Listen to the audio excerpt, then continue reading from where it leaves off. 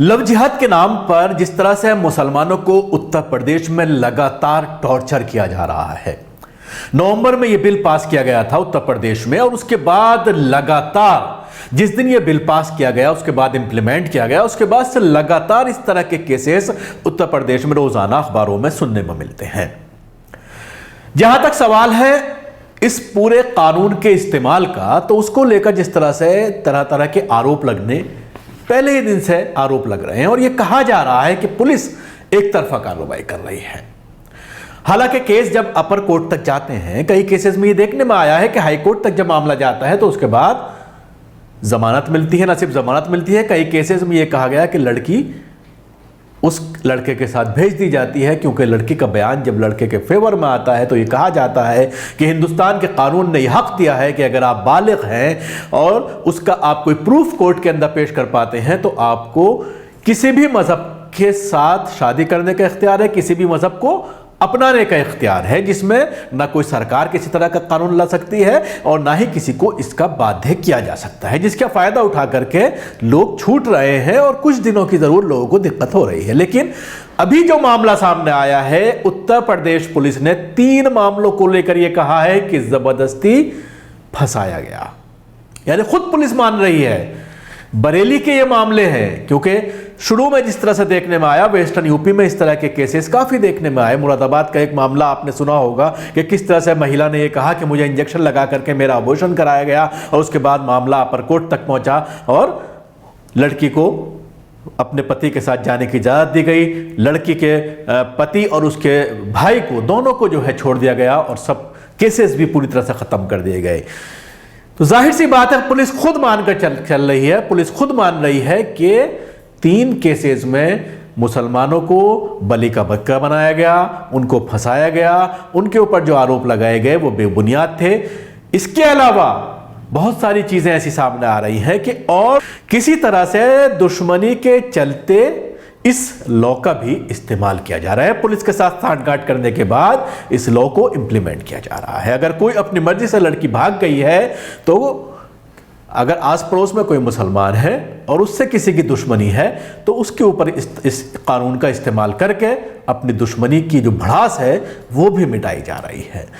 तो जाहिर सी बात है जहां जहां पर भी बीजेपी शासित राज्य है वहां पर इसका इस्तेमाल किया गया, और जिस तरह से मीडिया ट्रायल इस पूरे कानून का किया गया, और ये दिखाने की कोशिश की गई, ये दर्शाने की कोशिश की गई कि मुसलमान जानबूझ करके शादी का झांसा देकर गैर मुस्लिम लड़की को मुसलमान बनाते हैं और उसके बाद शादी करते हैं और उसके बाद उसको तलाक दे देते हैं। इस तरह का एक धारणा बनाने की कोशिश की गई है। लेकिन ज्यादातर केसों में पुलिस को मुंह की खानी पड़ रही है, क्योंकि अक्सर केसेस में यह देखने में आया है कि लड़की अलग बालिग है, वो कोर्ट में बयान देती है लड़के के पक्ष में, और ये कहती है, कई केसेस में ये कहती है लड़की कि मेरे हस्बैंड ने मुझसे किसी मजहब को बदलने को नहीं कहा, मैं अपने मजहब पर कायम हूं, लड़का अपने मजहब पर कायम है। यानी मैं हिंदू हूं, लड़का मुस्लिम है, उसके बावजूद हम दोनों ने शादी की है, और दोनों तरह से या किसी एक रस्म रिवाज के साथ, चाहे वो हिंदू रस्म रिवाज हो चाहे वो मुस्लिम रस्म रिवाज हो, उसके हिसाब से हमने शादी की है। तो उसके बाद कोर्ट उनको छोड़ देता है। तो इस तरह की चीजें जरूर सामने आ रही हैं और पुलिस को मुंह की खानी पड़ रही है। और इस कानून का जिस तरह से इस्तेमाल करने के लिए, जिस तरह से मुसलमानों को बदनाम करने के लिए किया जा रहा है, वो मकसद जरूर पूरा हो रहा है। जो यूपी गवर्नमेंट है, योगी आदित्यनाथ है, उनका ये मकसद जरूर पूरा हो रहा है, क्योंकि कुछ दिनों के लिए जरूर दिक्कत में पूरा परिवार आ जाता है। उस मुसलमान लड़के का पूरा परिवार दिक्कत में आ जाता है, क्योंकि पुलिस टॉर्चर करती है, न सिर्फ लड़का बल्कि उसके भाई बहन माँ बाप सबको जो है टॉर्चर किया जाता है, सबको थाने बिठा लिया जाता है, सबको गिरफ्तार किया जाता है। हालांकि कोर्ट ने यह कहा है कि अगर तलाक का कोई मामला सामने आता, 3 तलाक में भी अभी सुप्रीम कोर्ट का फैसला 2 दिन पहले आया है कि 3 तलाक के मामले में आप उसके घर वालों को कसूरवार नहीं ठहरा सकते, सिर्फ उसका पति कसूरवार है। ये बात सुप्रीम कोर्ट ने कही है।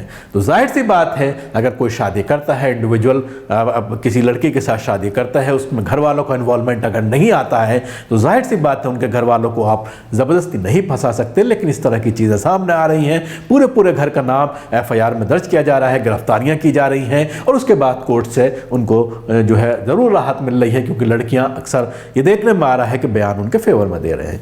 लेकिन वहीं दूसरा मामला अगर देखा जाए, कुछ इस तरह के केसेस भी इस कानून कानून के बाद भी ये सामने आए हैं, जिसमें अगर लड़का गैर मुस्लिम है और लड़की मुस्लिम है तो उसमें पुलिस पूरी तरह से प्रोटेक्शन दे रही है। और कई दफ़ा ये देखने में आया है कि सुलह करा रही है। अगर लड़की के घर वाले अगर एफआईआर कराना चाहते हैं तो एफआईआर दर्ज नहीं की जा रही, सुलह सफाई करा करके पुलिस मामले को हल कराने की कोशिश कर रही है। वहीं दूसरी तरफ ज़रा सा भी अगर आपको मिल जाता है कि लड़का मुस्लिम है और लड़की गैर मुस्लिम है तो उसमें पुलिस तत्पर कार्रवाई करते हुए उनको सलाखों के पीछे भेज रही है। शुक्रिया। आपको हमारा प्रोग्राम कैसा लगा ज़रूर बताएं। हमारे यूट्यूब चैनल को सब्सक्राइब करना ना भूलें, इसके साथ ही बेल आइकन ज़रूर दबाएं। सभी अहम खबरों के लिए न्यूज़ MX को सब्सक्राइब करें, साथ ही बेल आइकॉन को जरूर दबाएं। लाइक, शेयर, कमेंट करना ना भूलें।